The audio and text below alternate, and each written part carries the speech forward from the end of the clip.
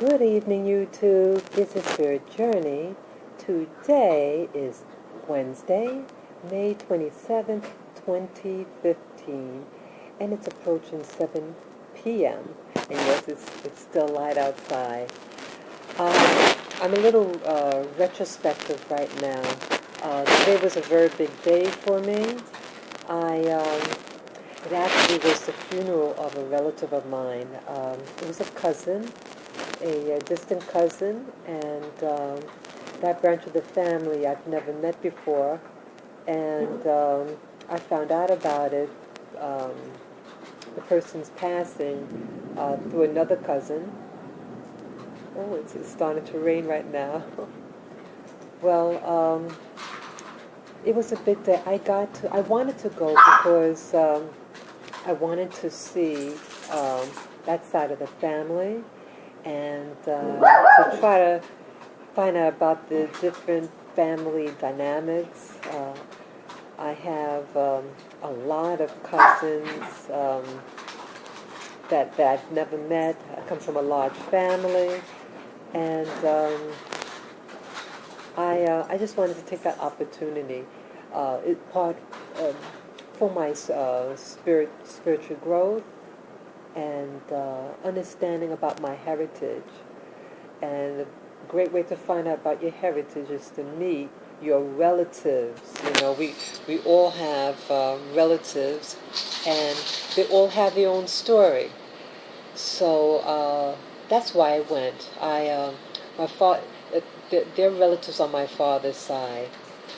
Their family is big. Like my grandmother had either 11 or 14 children, and her mother had about 14 children, and so on, you know.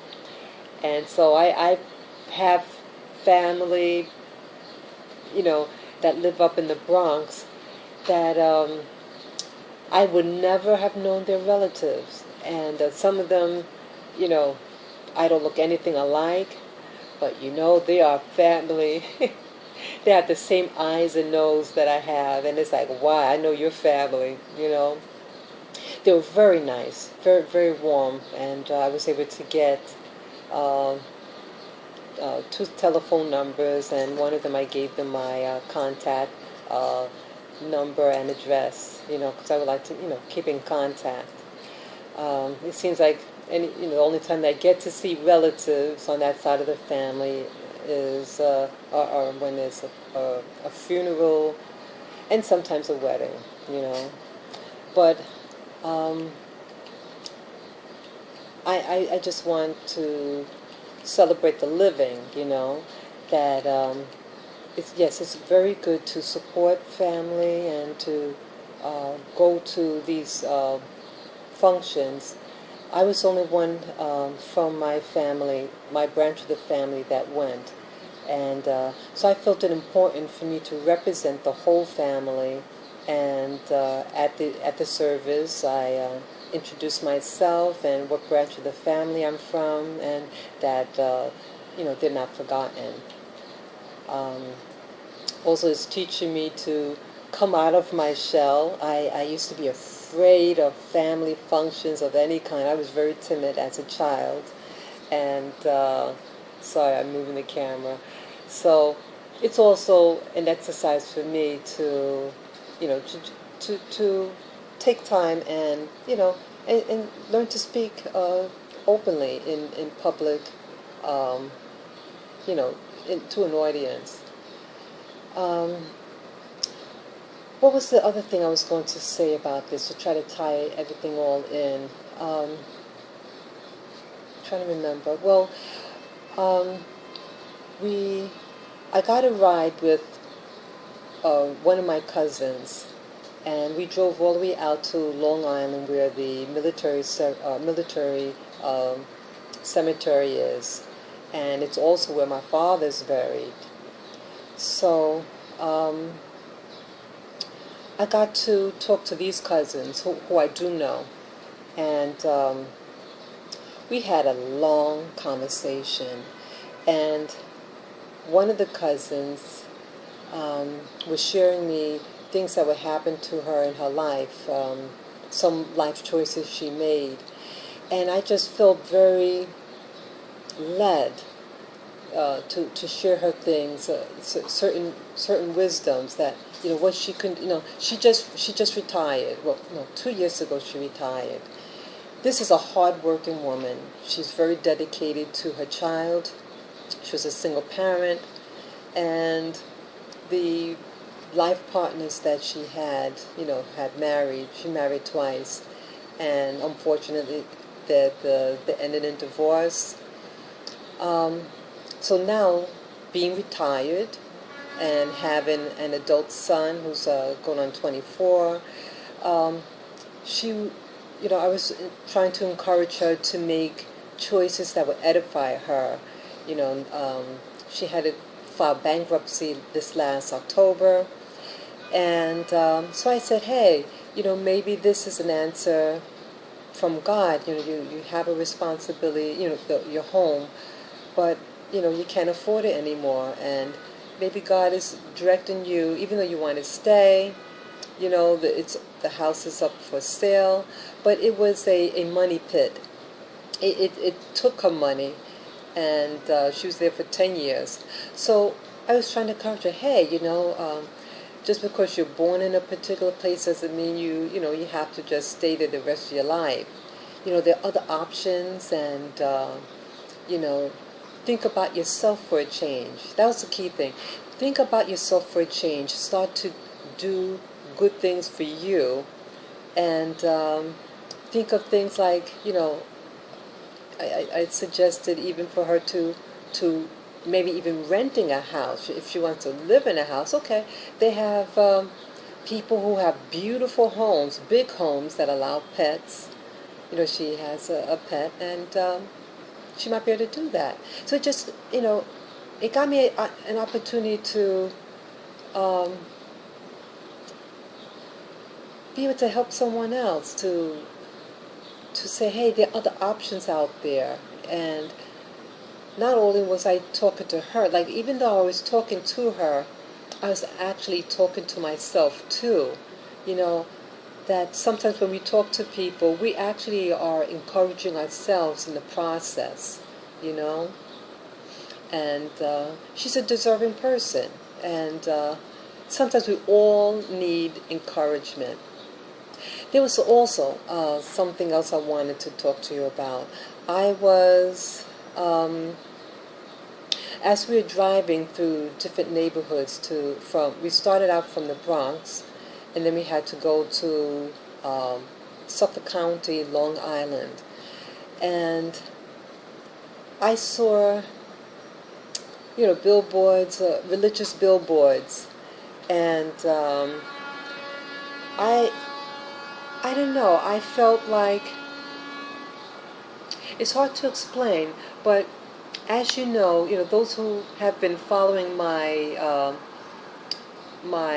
videos on my channel know that I am challenging my belief system. I was introduced to a new belief system about the Bible, and that the gods of the Bible may not be who we thought they were, and that these gods are not gods, but, as they call it, extraterrestrials, beings from other planets. And it sounds bizarre, but that they suggest, not just suggested, but they believe that the Bible is just something that was created by them to control us.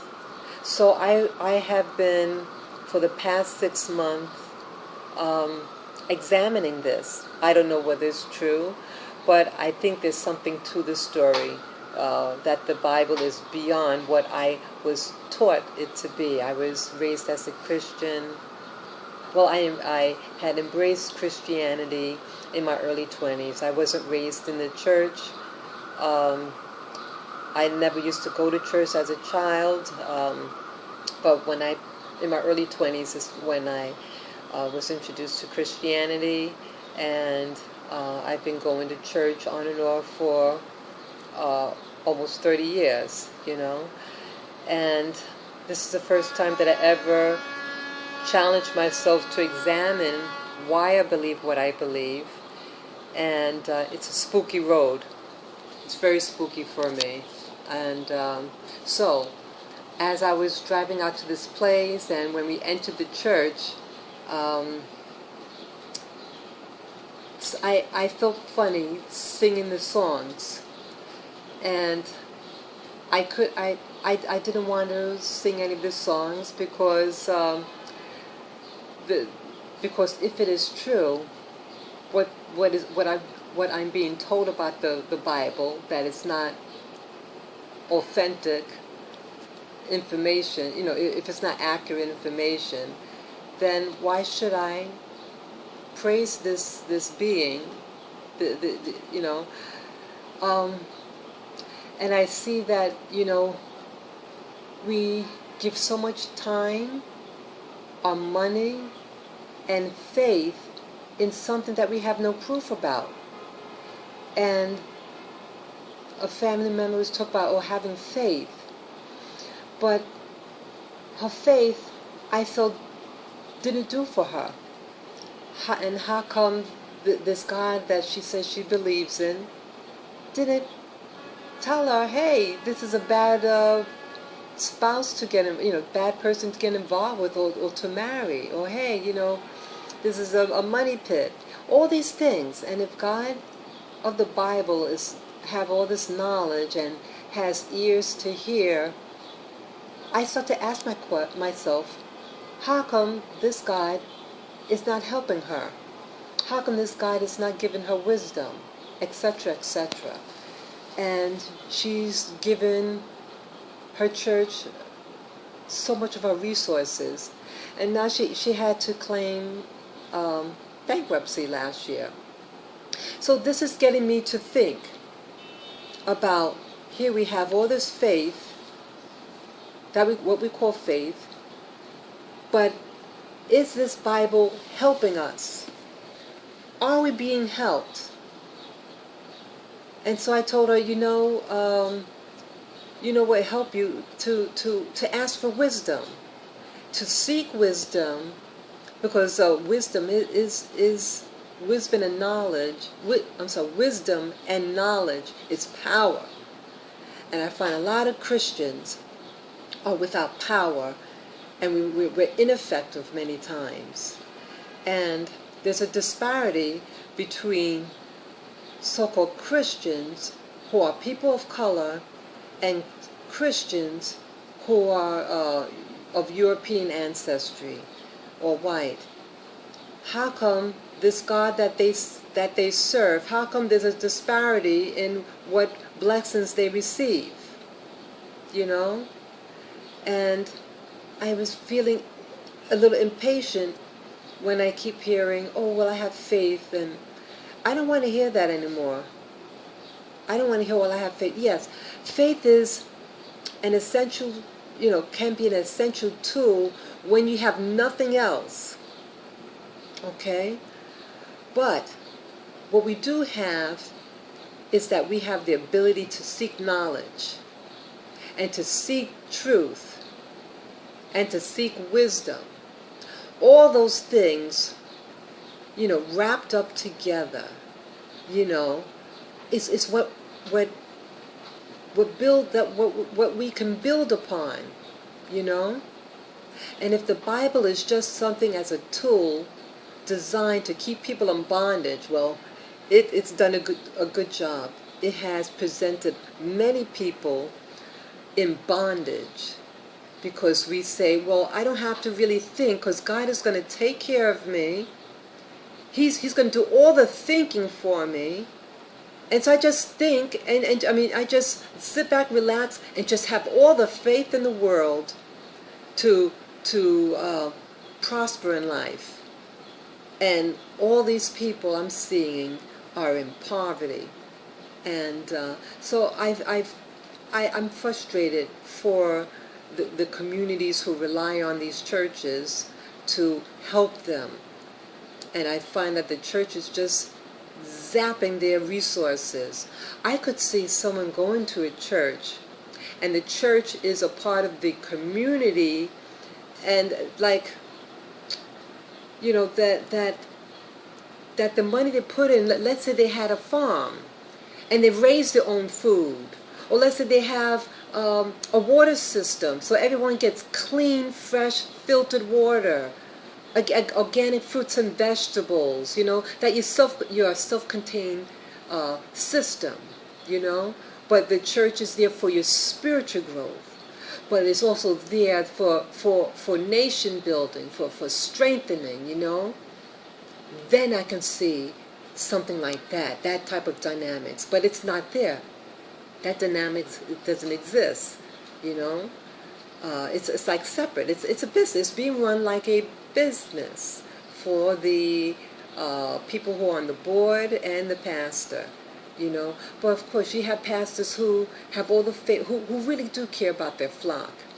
But again, it's not the people. People are starving, you know. Spirit, it's like a dead end. But they say, I got all the faith in the world. Faith does not get you out of poverty. You know, action does.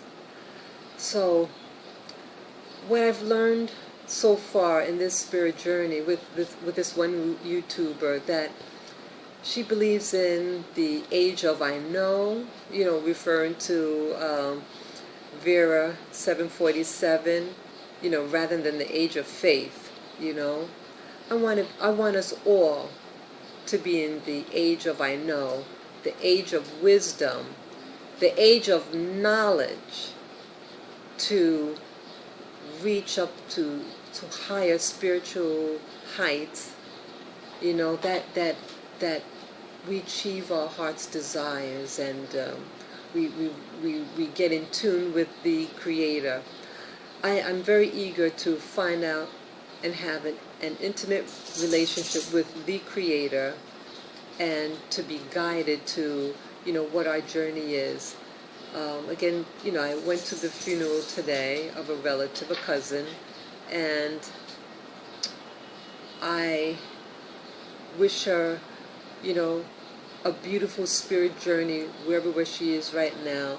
She was greatly loved, you know, and the beauty behind it is that she had a lot of people who cared about her, who were there, who said some very nice things, and that they weren't just saying it to say.